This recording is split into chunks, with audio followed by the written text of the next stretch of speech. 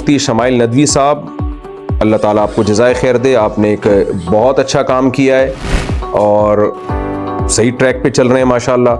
مفتی یاسر واجدی صاحب کا بھی میں ان کو بھی اپریشیٹ کرتا ہوں اور یہ کریڈٹ مفتی یاسر واجدی صاحب کو بھی جاتا ہے. انہی سے ایتھیزم کے خلاف انہوں نے بہت کچھ سیکھا ہے. مفتی یاسر واجدی صاحب بہت پہلے سے ایتھیزم کے خلاف کام کر رہے ہیں. میں خاص طور پہ علماء دیوبند نے تو اس پہ بہت زیادہ شاندار جاندار کام کیا ہے. مفتی شمائل ندوی صاحب نے بہت شاندار طریقے سے کیا. اور بسم اللہ الرحمن الرحیم، آج میں اسپیشل ویڈیو ریکارڈ کروانے کے لیے بیٹھا ہوں. پہلے میرا ارادہ تھا کہ میں بیان کے دوران ہی اس کا تذکرہ کر دوں گا، لیکن مجھے یہ تھوڑی سی ناانصافی لگی کہ اتنا شاندار کام ہوا.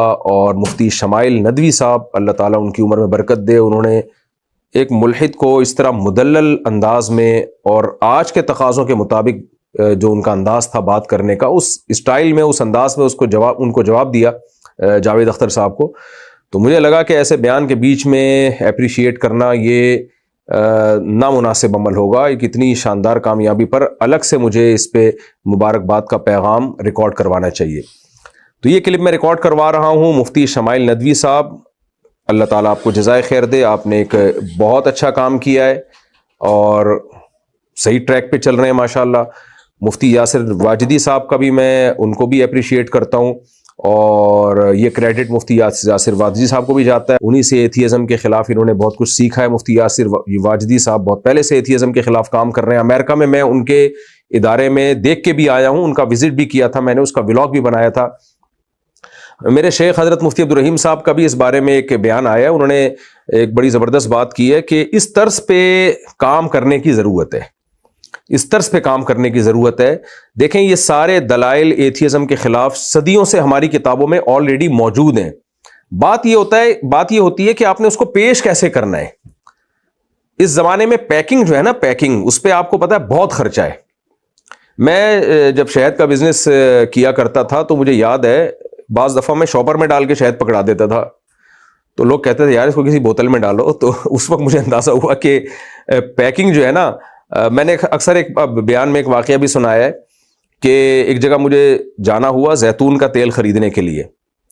تو جو بیچنے والے تھے وہ میرے جاننے والے تھے. انہوں نے کہا کہ یہ والا زیتون اچھی کوالٹی کا ہے لیکن سستا ہے، یہ والا زیتون اچھی کوالٹی کا نہیں ہے لیکن مہنگا ہے. میں نے کہا یہ اچھی کوالٹی کا نہیں ہے، مہنگا کیوں ہے؟ انہوں نے کہا اس کی پیکنگ اچھی نہیں ہے، پیکنگ اس کی اچھی ہے اور لوگ یہ والا خرید رہے ہیں، سستا والا مہنگا خرید رہے ہیں پیکنگ کو دیکھ کے. کیوں؟ پیکنگ کا مطلب کیا ہوتا ہے؟ اس چیز کو پیش کیسے کیا جا رہا ہے. تو الحاد کے خلاف دلائل قرآن میں بھی ہیں، حدیث میں بھی ہیں اور صدیوں سے ہماری کتابوں میں لکھے ہوئے ہیں. اور خاص طور پہ علماء دیوبند نے تو اس پہ بہت زیادہ شاندار جاندار کام کیا ہے. مولانا حبیب کرانوی صاحب کا نام آتا ہے اس میں اور دیگر بڑے بڑے علماء کا نام آتا ہے. بہت کام ہوا ہے اس پہ. تو بات یہ ہے کہ اس کو پریپریشن کر کے اس کو پبلک کے سامنے لانا کیسے ہے. تو وہ کام ماشاءاللہ مفتی شمائل ندوی صاحب نے بہت شاندار طریقے سے کیا اور اس سے ہمیں خوشی یہ ہوئی کہ مفتی یاسر واجدی صاحب کا ادارہ الحمدللہ صحیح ٹریک پہ چل رہا ہے، صحیح کام کر رہا ہے. اللہ تعالیٰ اس ادارے کو اور ترقی دے.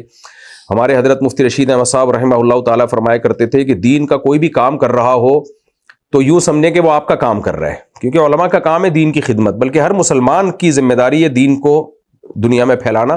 تو کوئی بھی کسی بھی شعبے میں دین کو پھیلا رہا ہے تو آپ سمجھیں کہ میرا کام ہو رہا ہے، میری پروڈکٹ بک رہی ہے. تو یہ مفتی شمائل ندوی صاحب نے جو کام کیا ہمارا کام کیا ہے.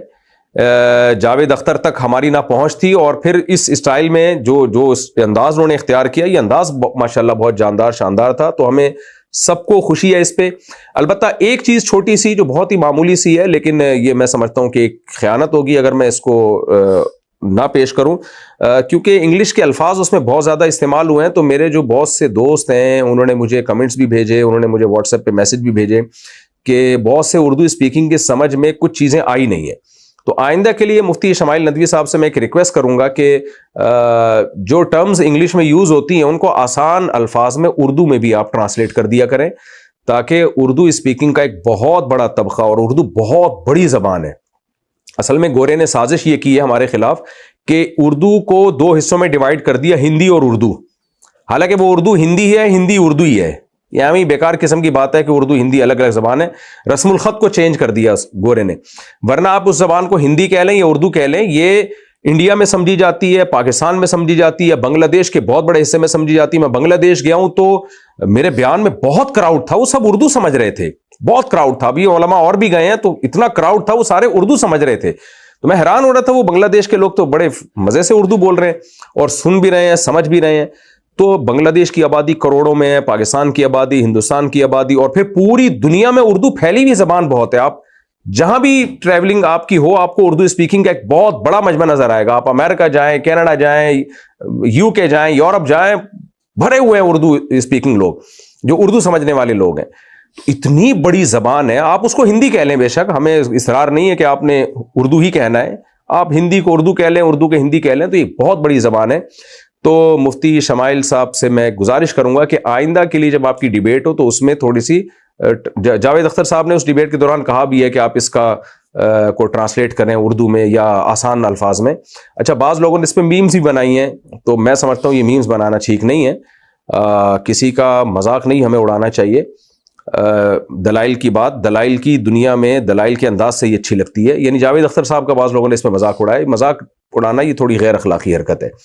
تو آئندہ کے لیے اگر تھوڑے سے ٹرمز جو ہے نا وہ آسان اردو میں ہو جائیں تو اس کا فائدہ یہ ہوگا کہ جو پوری دنیا میں جو اردو سے فائدہ اٹھانے والے لوگ, یعنی اردو سمجھنے والے لوگ ہیں, وہ بھی اس طرح کی ڈیبیٹ سے فائدہ اٹھا لیں گے. ویسے بھی مناظرے کی ایک زبان ہوتی ہے, پہلے سے سلیکٹ کی جاتی ہے کہ یہ اردو میں ہوگا یا عربی میں ہوگا یا انگلش میں ہوگا.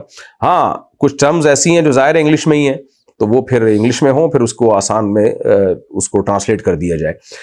لیکن بہرحال جو بھی ہے, بحث بہت ماشاءاللہ جاندار تھی, شاندار تھی, اور اس سے اندازہ ہو جانا چاہیے کہ الحاد اور ملحد لوگوں کے پاس کچھ بھی نہیں ہے. اور یہ انشاءاللہ بہت جلد ان کا جو ایک سحر ہے نا دنیا میں, انہوں نے جو ایک جادو میں جکڑا ہوا ہے سائنس سائنس سائنس کی باتیں کر کے.